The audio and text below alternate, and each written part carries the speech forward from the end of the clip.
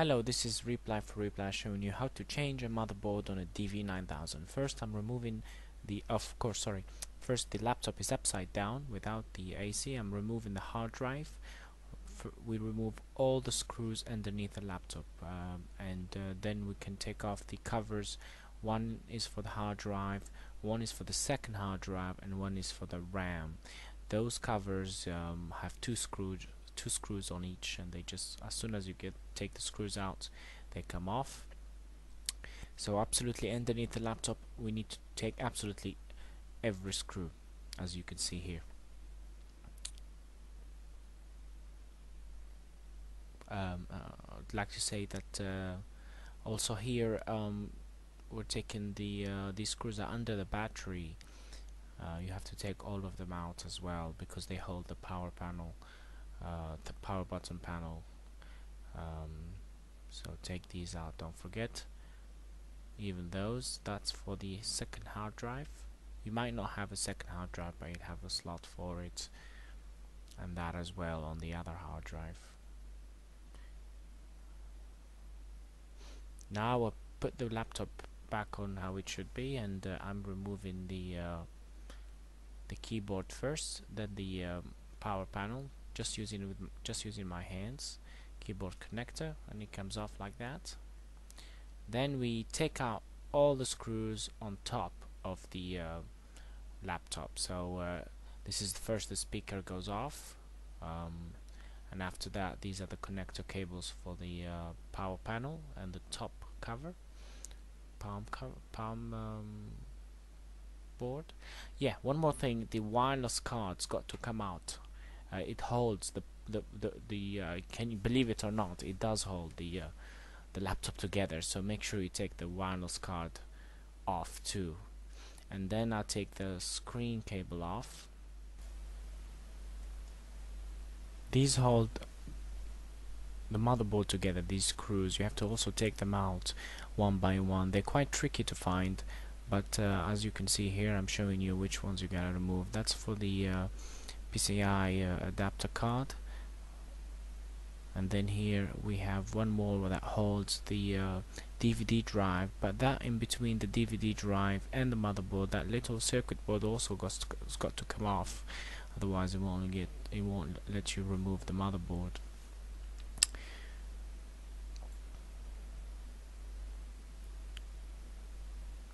And this is one more screw that's on the heatsink fan itself that also holds the motherboard, so you gotta take that out too. And then you remove the connectors. Any connector that goes into the motherboard, you gotta take it out.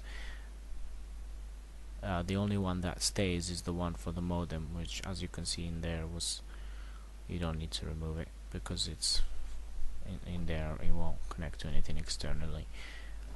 Now I'm removing the heatsink fan, and then you here remove the this bit here, panel here. After you make sure you removed all the screws, then you lift off the motherboard slowly and carefully,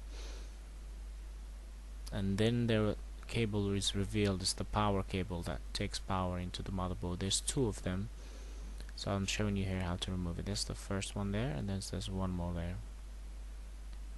After that, the motherboard comes out. Any other cables that are holding, not letting it get away, you just take it out, and that's the motherboard free from the laptop at last. HPs are quite difficult to remove comparing to other laptops.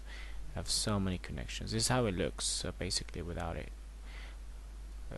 I mean the DVD drive. Here this is the new motherboard now, so I've already changed the processor. Took it from the old motherboard and put it into the new one. Made sure I put new thermal paste, and make sure you screw in the heatsink very well.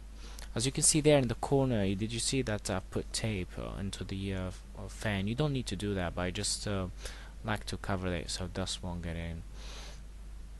And here's the one for the VGA, and then the fan connector goes into the motherboard. Make sure you do that, don't forget. And here how we place, this is the new motherboard, how we place it back into the case.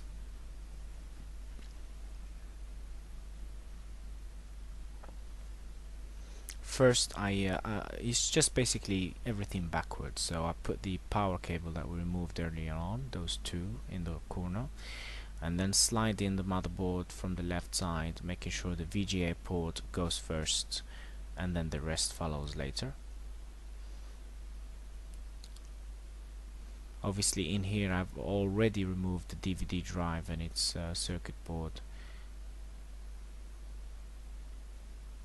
Then making sure the holes matches, everything matches the there's no it's not slightly higher, it has to be exactly as it was before. Now I'm putting back the connector for the touchpad. I mean, you don't have, somehow it got disconnected, so, but usually it doesn't really happen. So now I'm putting the top panel. Of course, before putting this, I've already put the screws back on that were there to hold the motherboard into the bottom case. Now making sure there's no cables. Okay, so there's only one cable in this top panel, which is for the touchpad. And then I'm putting the speakers back on.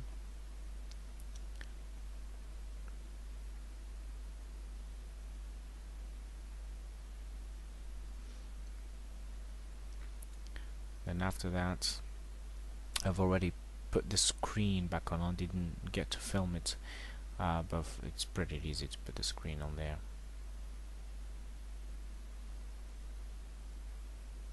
And then you screw everything, you put the screws where they should be.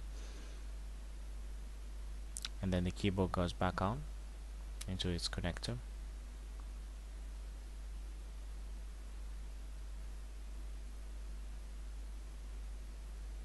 Yeah, I have dying draft, I know that. Okay, and then the top panel goes back in there. Close everything, turn the laptop upside down, and put all the screws back in there. First, I'm starting with the wireless card.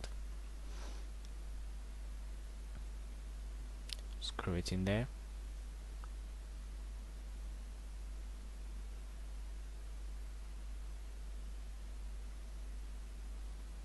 And then the wireless connections.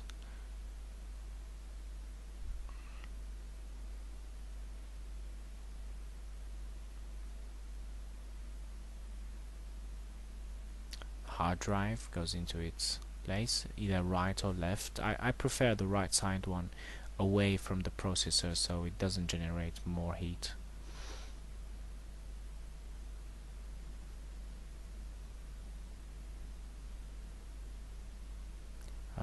Obviously this is a short version. If you want the longer version, you have to go to my website to see the 30-minute version. This is just a 10-minute, so there are bits missing, but just to give you an idea of how it is to replace a motherboard on a DV9000, which basically the previous motherboard overheated from the dust that blocked the heatsink, and the user kept using it, and it was getting hotter and hotter until it basically fried. It's a common problem with DV HPs. I don't recommend to buy HPs at all, really, due to their lack of cooling, and obviously they have more problems with the wireless, and there are major problems with these, especially the DV series. I'm not sure about the latest models yet, yet to be tested. Just making sure everything goes back on here, and we'll start it and see if it works. New motherboard. Do we have a logo? Yep, there we go, we have a logo.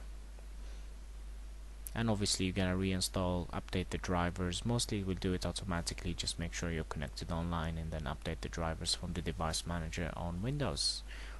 You don't need to reinstall anything. If it's the same motherboard, it will still work, all your files and everything. That's it. That's Reply for Reply on YouTube. If you have any problems, you can ask me or post a video of your problem, and I'll make sure I'll help you out. Okay? Take care. This is Lot 3. Bye bye.